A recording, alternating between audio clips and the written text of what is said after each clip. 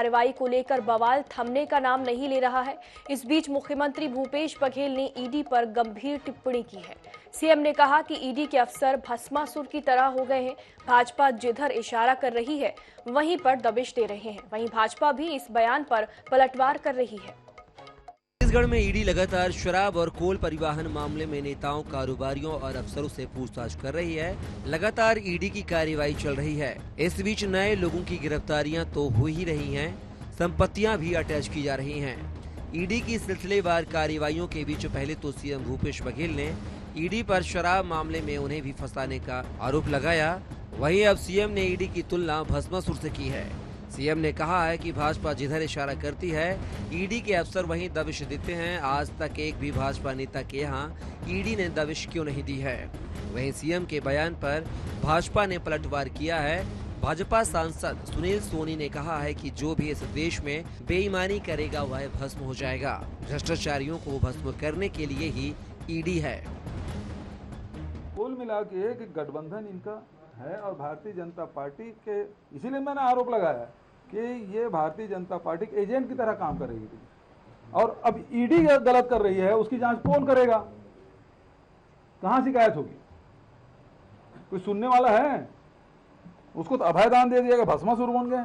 जो ईडी के अधिकारी हैं वो कुछ भी कर ले, मार रहे हैं, पीट रहे हैं, रात भर जगा रहे हैं, खाना दे रहे हैं, खाना दे दे पानी नहीं दे रहे हैं, किसी शुगर पेशेंट है उसको खाना नहीं दे रहे हैं।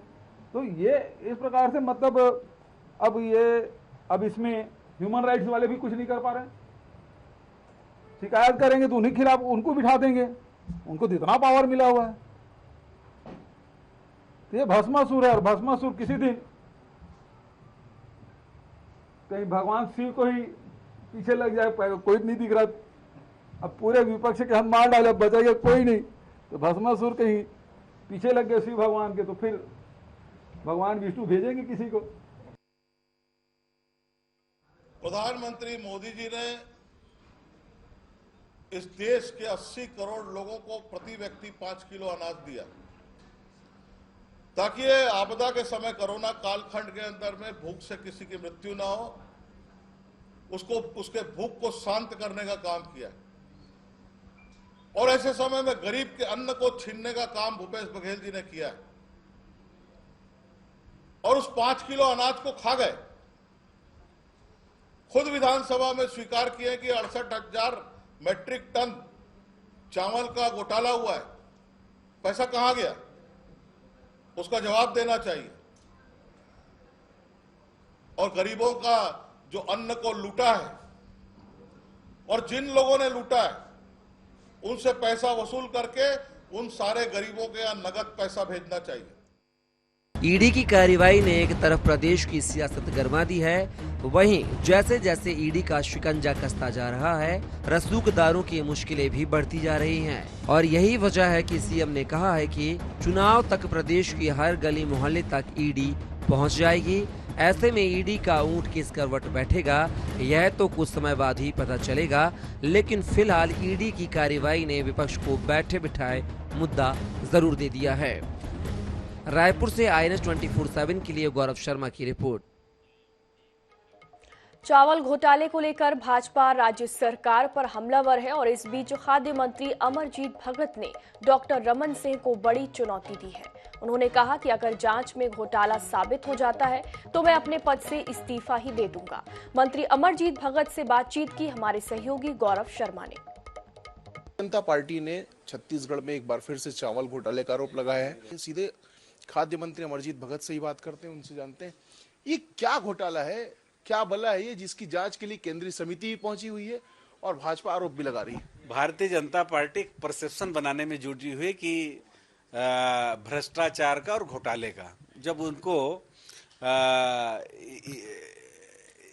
ये जब पता चलेगा कि खोदा पहाड़ों निकला चूहिया तो बड़े निराश और दुखी होंगे, हताश होंगे। छत्तीसगढ़ ऐसा राज्य है जहां इतने बड़े कोविड में भी कोई भूखा नहीं मरा। सबके लिए पर्याप्त खाने की व्यवस्था, चाहे जिसके पास कार्ड रहा हो या ना रहा हो, उसके लिए भी हमने खाने की व्यवस्था की है।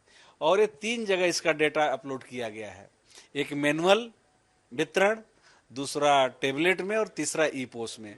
और तीनों का जब मिलान होगा तब इसका एक्चुअल वो आएगा। अगर हमने किसी को चावल दिया है तो वितरण के लिए दिया है, खाने के लिए और बेचने के लिए नहीं दिया है। अगर वो जिसका भी पकड़ाएगा उसके ऊपर कार्रवाई होगा। इसमें घोटाले की कहाँ बात आ गई? आप चुनौती देने के लिए भी जाने जाते हैं, चुनौती स्वीकार भी करते हैं। क्या चुनौती देने की स्थिति में है कि ऐसा कोई घोटाला नहीं हुआ है? बिल्कुल घोटाला नहीं हुआ है। जो घोटाला उसको बोलते हैं जो हजम कर गया, जो उसको जो है एक्सेप्ट नहीं कर रहा हूँ। मैं तो बोल रहा हूँ कि हमको जो मिला था उसको हमने वितरण किया है, हमने दिया है, उसका हमारे पास रिसीविंग है। अगर जो ले करके कोई वितरण नहीं किया है तो वो उसके लिए दोषी वो व्यक्ति होगा और उसके खिलाफ कार्रवाई हम कर रहे हैं। रमन सिंह जी जिस प्रकार से उनके ऊपर 36,000 करोड़ का घोटाले का आरोप लगा है, जांच करने दें। और अगर आप अपने आप को मानते हैं कि आप पाक साफ हैं तो क्यों जांच नहीं करने दे रहे हैं? क्यों कोर्ट के शरण में आप गए हुए हैं? आपने कहा कि इस्तीफा भी दे देंगे। हाँ, अगर घोटाला सिद्ध होगा तो हम इस्तीफा दे देंगे। और रमन सिंह तय करे कि वो इस्तीफा देंगे क्या। तो कुल मिलाकर अमरजीत भगत ने एक बार फिर से चुनौती दी है कि अगर घोटाला सिद्ध होता है तो वो चुनौती दे देंगे, और अगर डॉक्टर रमन सिंह ये साबित नहीं कर पाते तो उनको भी इस्तीफा देना चाहिए। कैमरामैन अरुण कुमार साहू के साथ गौरव शर्मा, NH न्यूज़ रायपुर। छत्तीसगढ़ में केंद्रीय एजेंसियों की कार्रवाइयों के बीच शुक्रवार को गृह मंत्री ताम्रध्वज साहू ने गृह विभाग की बैठक ली। गृह मंत्री ने आला अधिकारियों के साथ बैठक में कानून व्यवस्था की समीक्षा की। इस दौरान नक्सल मूवमेंट से लेकर जनप्रतिनिधियों की सुरक्षा तक कई अहम विषयों पर अधिकारियों को दिशा निर्देश दिए गए। गृह मंत्री ने कहा कि 3 सालों से ज्यादा अपने मूल स्थानों पर जमे अफसरों को हटाने का भी निर्देश दिया गया है। उन्होंने ईडी की कार्रवाई को लेकर कहा कि राज्य सरकार को अस्थिर करने के लिए इस तरह की कार्रवाई की जा रही है। वहीं इन कार्रवाइयों के संबंध में हमें सूचना तक नहीं दी जाती। हुई उसको, और जैसा कि आपने कहा चुनाव सामने है जनप्रतिनिधि, तो उसको स्पष्ट निर्देश चुनाव से भी पहले ही उनको दिया जा चुका है निर्देश कि जो भी जनप्रतिनिधि कहीं पर जाते हैं तो पहले थाने में सूचना दें और उसके बाद जब रोड ओपनिंग कर लिया जाए, उनकी सुरक्षा व्यवस्था कर ली जाए। पूरी सुरक्षा व्यवस्था मुहैया कराई जाती है। रायगढ़ में पदस्थ पुलिस आरक्षक महेंद्र कुमार सिदार अब डिप्टी कलेक्टर बनने जा रहे हैं। महेंद्र ने अपने चौथे प्रयास में पीएससी की प्रारंभिक और मुख्य परीक्षा में ये सफलता पाई है। उनकी ओवरऑल रैंकिंग 139 है और अपने वर्ग में वे 5वें स्थान पर रहे। पुलिस विभाग की डीएसबी शाखा में आरक्षक के रूप में पदस्थ महेंद्र मूलतः रायगढ़ जिले के ग्राम कांटा हरदी के रहने वाले हैं और उनके पिता मुरलीधर कृषक हैं। उनके छोटे भाई आलेख राम सिदार भी पीएससी क्लियर कर चुके हैं और वर्तमान में कोंडागांव में सहायक आयुक्त आबकारी के पद पर पदस्थ हैं। महेंद्र बताते हैं कि 3 प्रयासों में उन्हें सफलता नहीं मिली, लेकिन फिर भी उन्होंने सेल्फ स्टडी जारी रखी और छोटे भाई ने भी उन्हें काफी मोटिवेट किया। बहुत अच्छा लग रहा है, रिजल्ट देख के तो मन एकदम गदगद है। सभी यार दोस्तों का एकदम से कल रात से ही एकदम से जैसे रिजल्ट आया, सबका बधाई शुभकामना मिल रहा है। एक पोस्ट का तो उम्मीद पहले से था, लेकिन इतना नहीं सोचा था कि डीसी मिल जाएगा, बल्कि इसलिए और ज़्यादा खुश हूँ।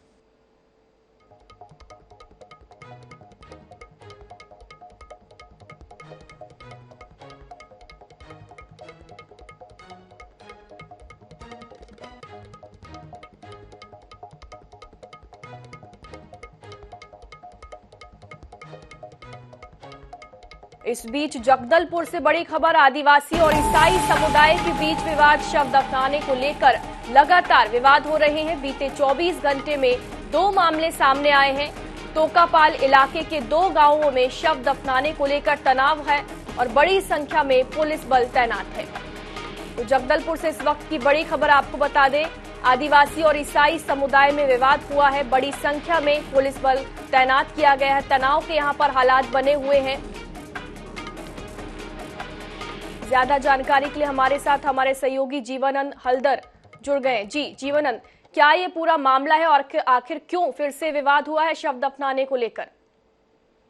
देखिए, निश्चित तौर पर जिस तरह से बस्तर में आदिवासी और ईसाई समाज के जो लोग हैं, ये अपने रीति रिवाज को लेकर आए दिन इस विवाद की स्थिति बनी रहती है और यही कारण है कि जो विशेष समुदाय के लोगों की जो मौत के बाद उनके शव को दफनाने नहीं दिया जा रहा है, यही मामला जगदलपुर के तोकापाल क्षेत्र में बीते 24 घंटे में 2 ऐसी मामला सामने आया है, जहां पे विशेष समुदाय के लोगों के द्वारा जो शव दफनाने को लेकर एक विवाद उत्पन्न हुआ है। उसके बाद बस्तर पुलिस के द्वारा उस स्थान पर पुलिस बल की तैनात किया गया है।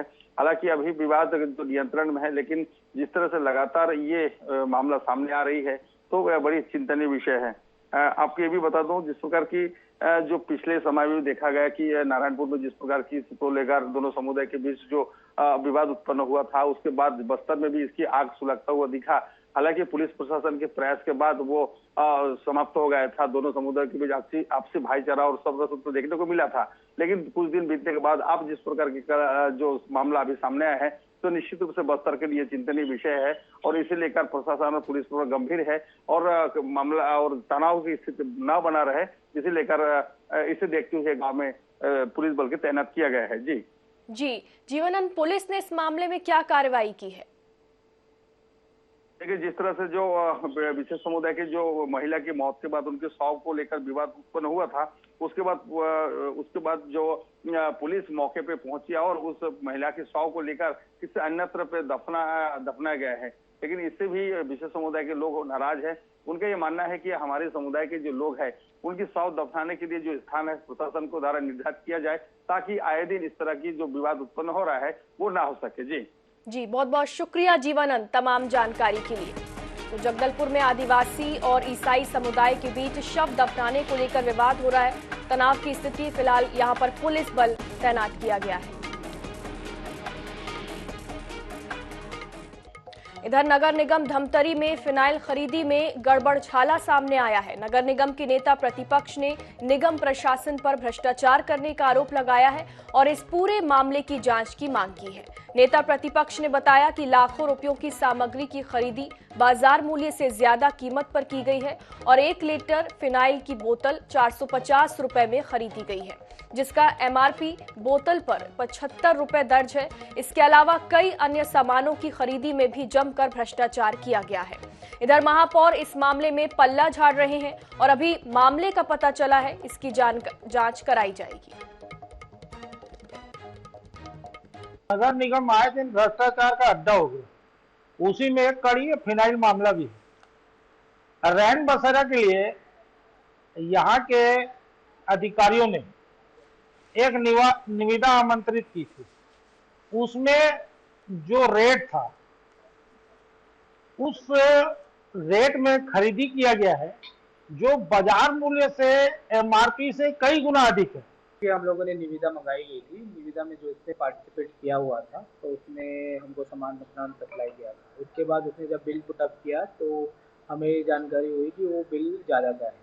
तो उस तर्ज में हम लोगों ने ऑलरेडी एक समिति गठित की गई थी। उस समिति के द्वारा जांच करा, तो जांच के दौरान ही वो फोटो लीक होने के कारण ये समाचार आया।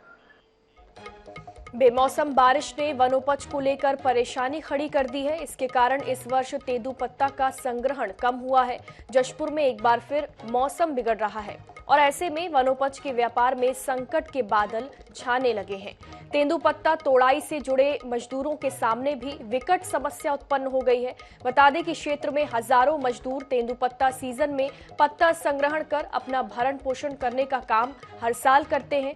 पिछले 3 दिनों से हुई बेमौसम मूसलाधार बारिश ने तेंदूपत्ता संग्राहकों की कमर तोड़कर रख दी है।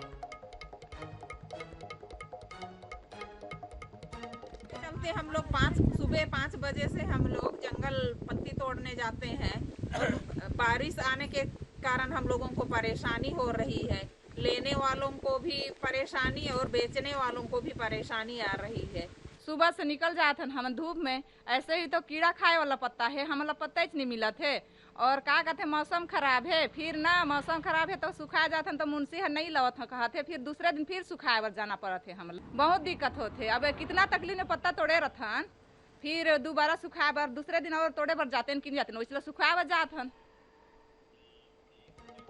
बलरामपुर जिले के नक्सल प्रभावित सामरी थाना क्षेत्र में सबाक से चुनचुना पुदांग के बीच सड़क निर्माण का काम किया जा रहा था, लेकिन प्रशासन और पुलिस का प्रयास किसी अंजाम तक पहुंचने से पहले ही फेल हो गया।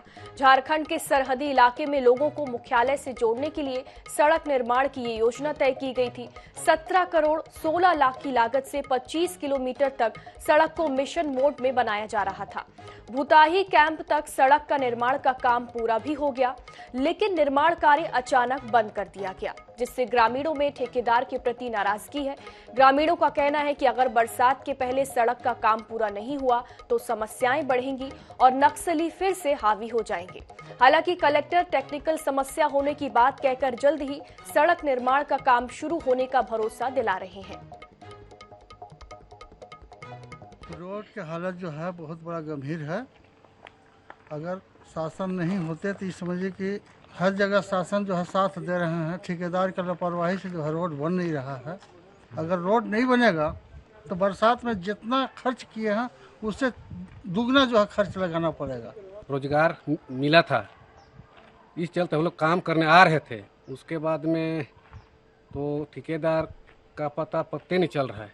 हम लोग सोच रहे थे कि ठेकेदार बराबर पैसा देते रहता तो आते रहते, धूप में बरसात में भी आए काम करने, तब पर भी ठेकेदार हम लोग का पैसा रोक के रखा है। इस सड़क को बनाने के लिए कुछ टेक्निकल संशोधन के लिए भेजा गया है राज्य कार्यालय में। इसमें अर्थवर्क है, जीएसपी का कुछ अप्रूवल लेना है, उसी के लिए राज्य कार्यालय में है और ये हमको जल्दी मिल जाएगा, फिर काम जो है प्रारंभ हो जाएगा। जांजगीर चांपा जिले के कोतवाली थाना क्षेत्र के धुरकोट में जमीन का सीमांकन करने गए आरआई और पटवारी को बंधक बनाने का मामला सामने आया है। मामले में कोतवाली पुलिस ने 3 आरोपियों को गिरफ्तार किया है। धुरकोट में आदर्श सिंह, सुधीर सिंह और स्वदेश सिंह की जमीन के सीमांकन के लिए आरआई रिचा राठौर और पटवारी गए थे। आरोपियों ने सीमांकन सही नहीं करने का आरोप लगाते हुए विवाद शुरू कर दिया और फिर दबंगई दिखाते हुए आरआई और पटवारी को घेरकर हुज्जतबाजी करते हुए जान से मारने की धमकी दी।